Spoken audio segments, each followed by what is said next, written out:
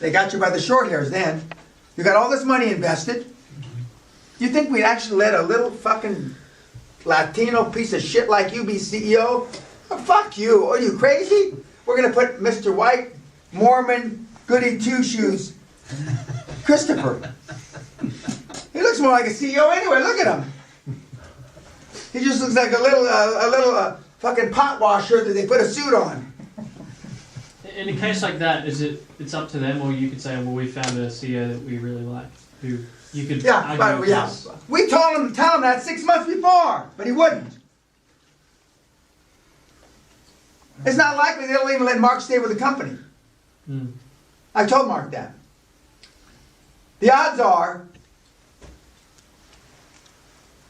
1 in 10 they'll even let him stay.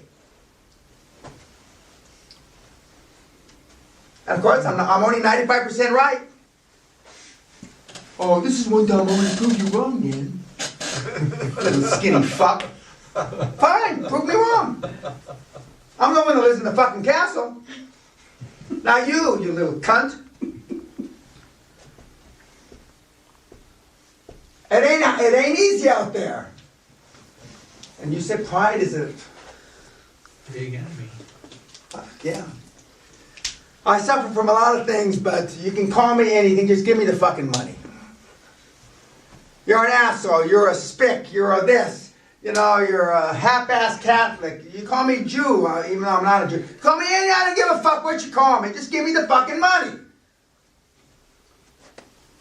But I know, and I've had this conversation with other Muslims, and I'm being racist, you call them those fucking names, they get,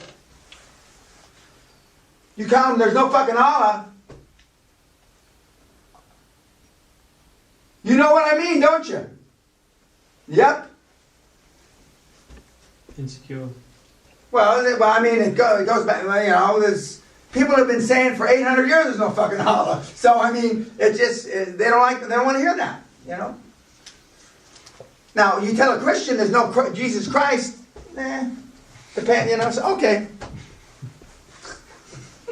You tell a Muslim there's no fucking Allah, you got a horse of a different color, right? You know what I'm saying, don't you? Yeah.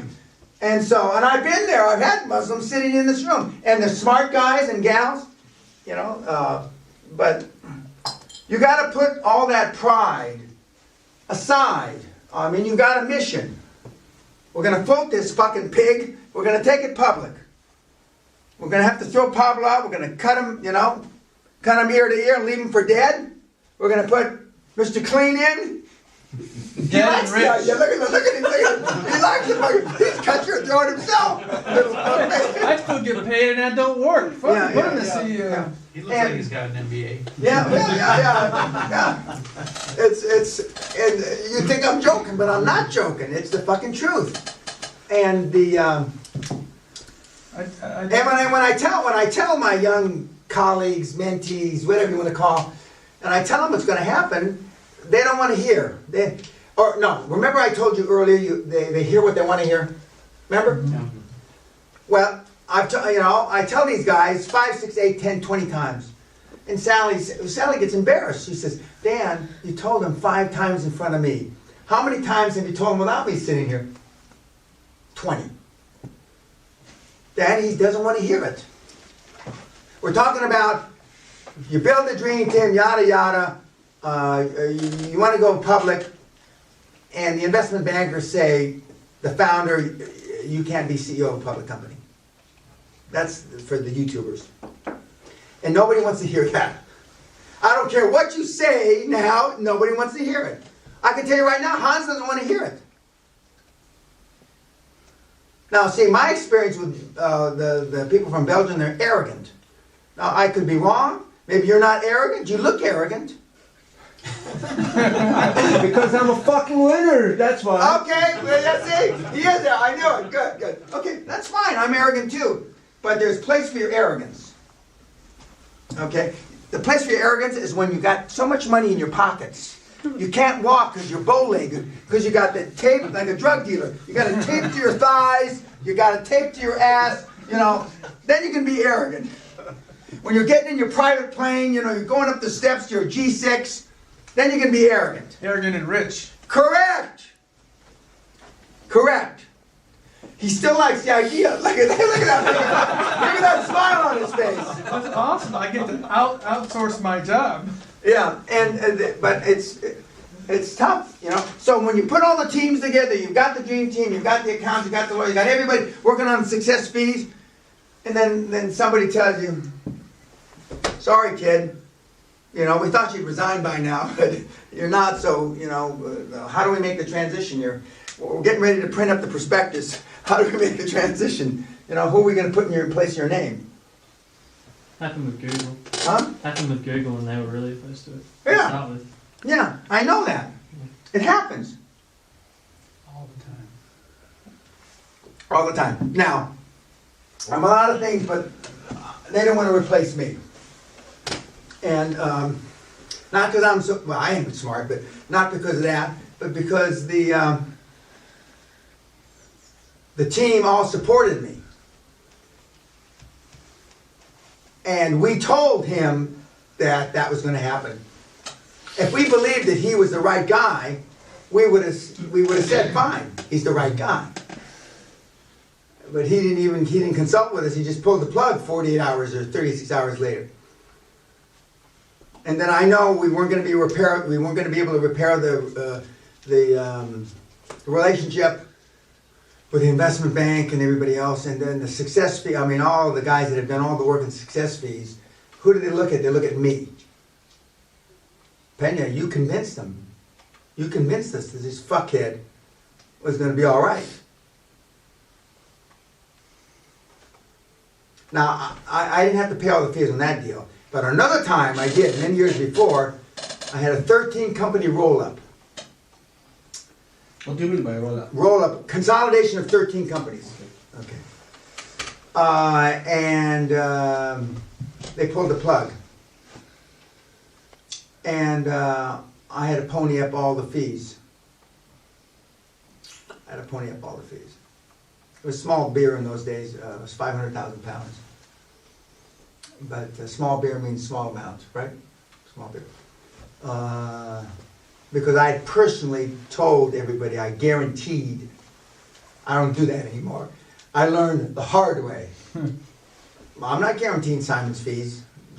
Fuck that. I mean, you know, you can chase after him in the whorehouse in Jakarta, but for leaving, you know, I'm not going to guarantee him. But in that case, they made you guarantee, and you. No, they didn't. No. At that, I was naive. You know, it was 30 years ago, more than 30 years ago, and the first deal I tried to do here. And I said, no, I'm good for the fees. And when you tell a Rupert Ford Walker, head of corporate finance of, you know, who's a 14th generation Etonian, I'm good for it, that means you're fucking good for it. And I'll never forget, one of the guys, we're sitting at the big meeting and there's a bunch of, about this many guys, and John, this guy named John says, Rupert says, I was John's fag at Eton. And everybody looks around. Now, in England that means one thing. In the rest of the world it means something else. Yeah, sorry, again, what? I was John's fag at Eton. Okay, Eton, one of the, arguably the most prestigious boys' school on the planet. It's down south in England, and it's been around many, many centuries. And that means that he was junior to John, and he used to get John cigarettes. Fags, cigarettes, okay. That's not how it sounds, though. But now he was senior to John, and he was the big muckety-muck, and John was junior to him. So we're out to dinner that night with all these Texas guys, and they, hey, Danny. And I hated being called Danny. Danny, he says, what's this horse shit about? He was his fag. They don't remember the Eton part or anything else. And I go through the explanation I just gave you. He says, why? Another Texas guy says, why is he bragging about that he was just the guy's fag? I mean, what are we missing here, Danny? You know, are we losing something in translation? And I say, yeah, you are. It means that he got him the cigarettes. And he says, oh, okay. And he's senior to him now, so that means he's surpassed his career-wise. That's exactly what it means. Okay. That was actually what it means. But they got some different vernacular, you know, they got different words to describe. But the first time I heard it myself, you know, it's quite amusing. But the city, in my judgment, is still an old boy network. They say it's not. Old boy meaning I went to school with your brother, your dad went to school with my dad, we all went to the same schools. You know, they say it's not, but that's bullshit. It still is. It still is. And there's different firms, you know, that really perpetuate it. I happen to be privileged in my career to have done business with those older firms, and I got along fine. I used to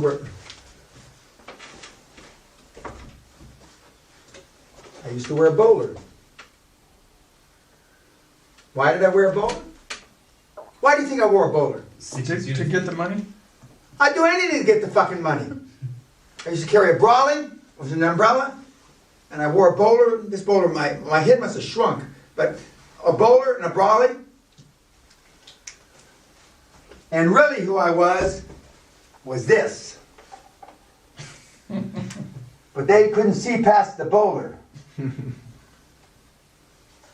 As long as it's legal, moral, and ethical, and not breaking any laws, I was there for the money. I wasn't there for anything else. I wasn't there to make friends. You want a friend, buy a fucking dog. And yet, my other leap is when I was partners with the Kuwaiti government. I remember one day we did a big fuck up. And I had to come in. This is a true story. You've heard it before. We released our earnings, and our big 8 accounting firms changed their opinion, tax opinion. So we went from a 7 million gain to a 17 million loss for the 6 months reporting. Big accounting firms never change their opinion. Never, ever, ever. But they did for us. So the Kuwaiti government owned 29.9% of the company. If they had more than 29.9%, they would have to make an offering for the whole company because it was more than 30%. So when Sheikh Al-Sabah, I went in to see Sheikh Al-Sabah, I came in like this.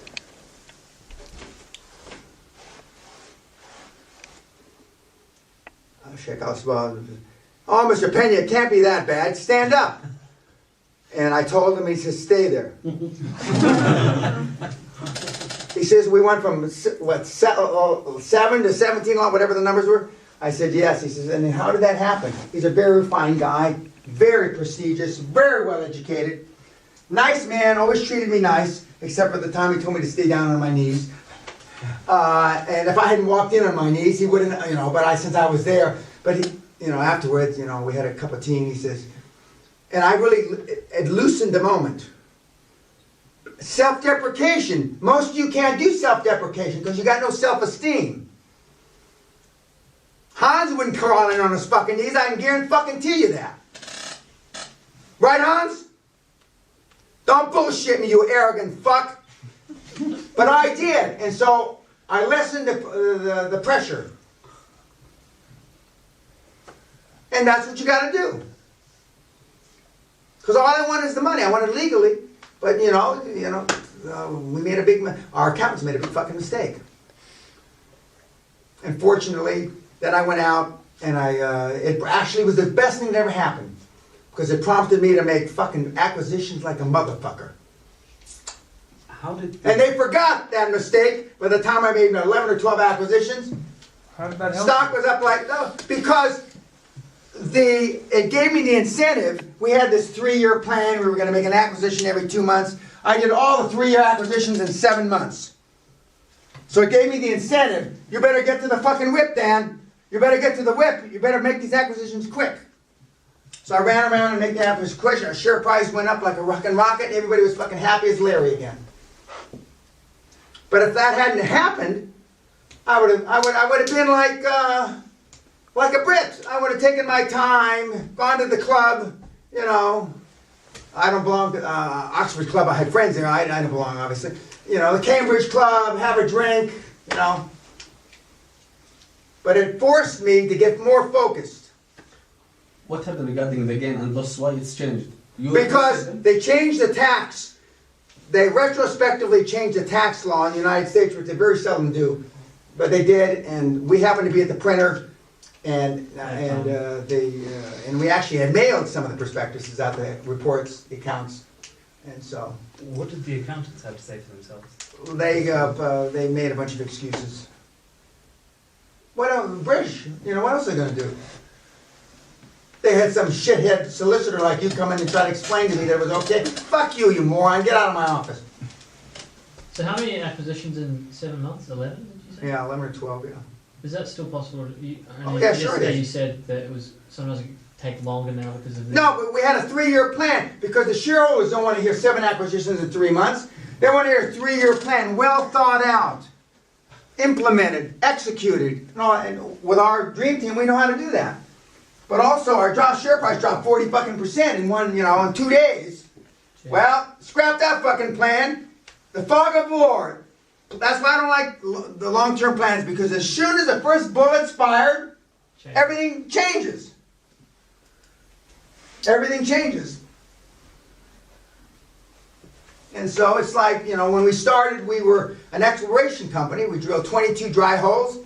Next, we're an acquisition company. I thought that only tax shelters drill dry holes so they could have tax losses. I didn't realize real exploration companies drill dry holes.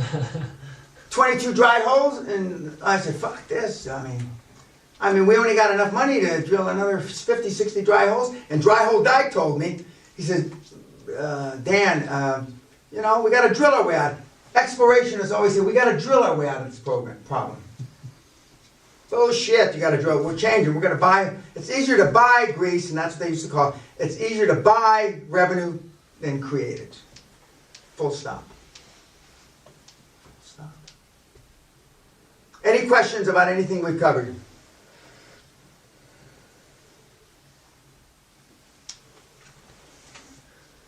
And when you're out there, this is a good thing to end on for the YouTubers.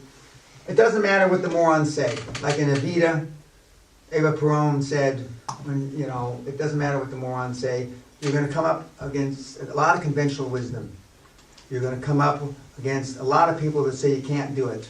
You're going to come up against a lot of people that are saying you're delusional. Like I read those texts and emails from that young kid that his father said, super wealth isn't for you. You're going to come up against a lot of that.